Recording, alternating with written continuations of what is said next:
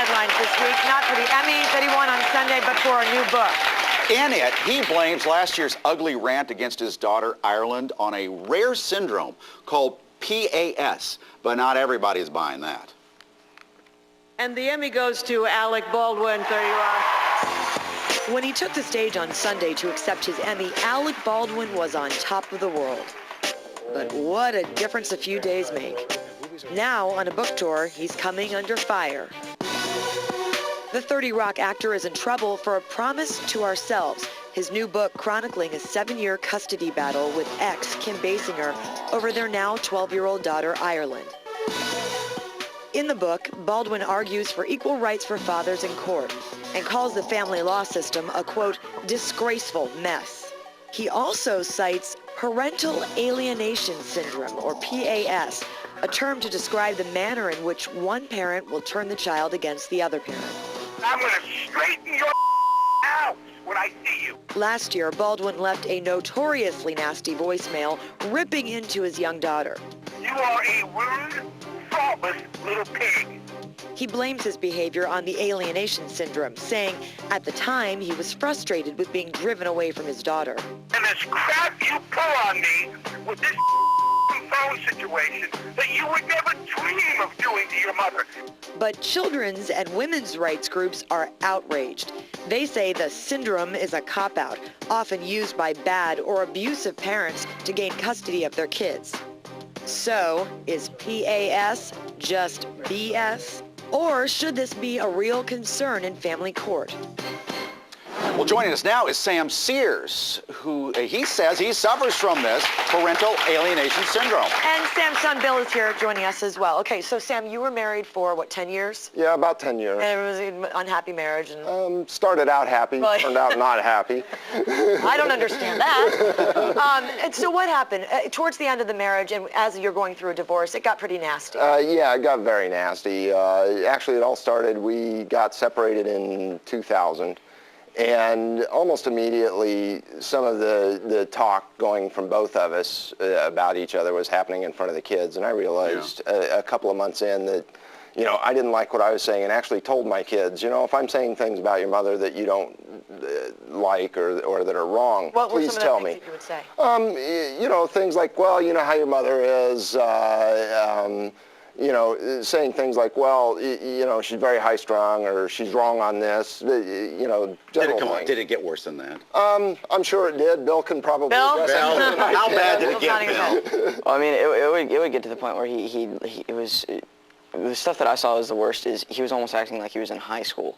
You know, he would talk about how she was like taking our stuff and hiding it or throwing it away or something. I mean, it's like, come on, Dad. But at the same time, she was doing the same thing about him. She was doing the exact same thing, basically. I mean, What was she calling him? Loser. Yeah, you know, I mean, they'd do the same exact things to each other. Dad's a loser. Yeah. Say that? You actually were arrested Yes. and thrown in jail. Yes. No, but this was over not being up to date on your child support. Yes, yes. Actually, I went through a lot of depression right after the divorce. One of the worst things for a non-custodial parent is when you're forced out of the home, you're ripped away from your family. And I was always very close with my kids when we were married. I mean, I went to all the baseball games, the concerts, that kind of thing.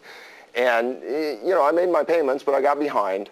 And one of the problems that I had with that is when you're not paying your child support or you're behind, the charge is called child abandonment. Well, I'd never missed a visitation with my kids. I'd never missed a dinner with my kids. Did you agree with that, Bill? He was there? Yeah, he was always there for us. I mean, I don't understand why they'd say he was. How did you find out about him being in jail? The school told me. I think Yikes. my mom had called up the school and had him notify me and whatnot. Was that an opportunity for your mom to go, see, he is a bum, he is a loser? Yeah, pretty much. Yeah, I mean, this is exactly what this thing is that when one parent does something wrong, the other parent takes it out. There is another child here. You keep saying Yes. the children. Bill, your son, was, Yes. what age were the kids when they were going through all this? About 10 years old. Bill was 10 years old, and my daughter was 8. It's about 8 years ago. Yeah. And Olivia, your daughter. No, Elizabeth. Oh, it's Elizabeth. I'm Yeah, sorry. yeah. Elizabeth, your daughter. Do you have a relationship with her? I had a great relationship with her up until about a year and a half or so ago. There were some incidents, and she was going to come live with me. In Georgia, where we live, the child's wishes are controlling at 14. She said she was going to come live with me. She backed out at the last minute, which I wasn't really upset about that, but she didn't speak to me. Do you have a for relationship couple with her months. now? No. Now, did you ever have an Alec Baldwin moment? He called his daughter, you little pig, on voicemail. Did you ever have a moment like that? I haven't, no, but I've come awfully close. Bill, I mean, did he? Has he had an Alec Baldwin moment? Dad, don't look at him. Did he? Not when I didn't deserve it. I mean, when I get in trouble, you know, if I was in trouble, going ahead. All right, Glenn is joining us now as a woman who says parental alienation is a cop-out from the Leadership Council. Psychologist Dr. Johanna Silberg. Father's rights activist and columnist Glenn Cox joining us again on our set. And back with us for some legal insight on this, Geraldo Rivera. Thank you very much. I'm sorry, I kind of jumped the gun on that. Parental alienation syndrome, I mean, this could be applied to the female parent or the male parent. You say this is something that's real. You really believe in this. It's not just a cop-out. Oh, there's no question it's real. I mean, I see it all the time. There have been studies documenting it. I get thousands of letters from broken-hearted fathers who have been in Sam's situation. I sometimes get letters from mothers who tell me that, you know, they're non-custodial parents and the fathers have poisoned the kids against the mother. It's a very common thing. It's not to say that it can't be misused. It's not to say that there aren't, you know, fathers or possibly mothers who will go into court and they screwed up their relationship with the kid themselves, either through abuse or just being an inept parent, and instead they say, oh, no, it's all her fault, it's parental alienation. So, that's possible. Doc, do you think there is such a thing as parental alienation syndrome? Well, I really don't, and it isn't just me. It's actually all of the major professional organizations, the American Bar Association, the American Psychological Association, the National Council for Juvenile Justices. You know, you're all really of them have overstating it. agreed. It's not all by any means. There are people within the American Bar Association, people within the American Psychological Association on both sides of the issue. And I can give you a long list of people, mental health professionals, family law attorneys, who say this is very real. So you're right to a point. There's some who say it's not real, but there are plenty who say it's real. Big rallies by people who say it's a big cop-out. When we come back, we will hear from Geraldo and the rest of our panel in moments. And you'll meet a woman who says she is a victim of this PAS.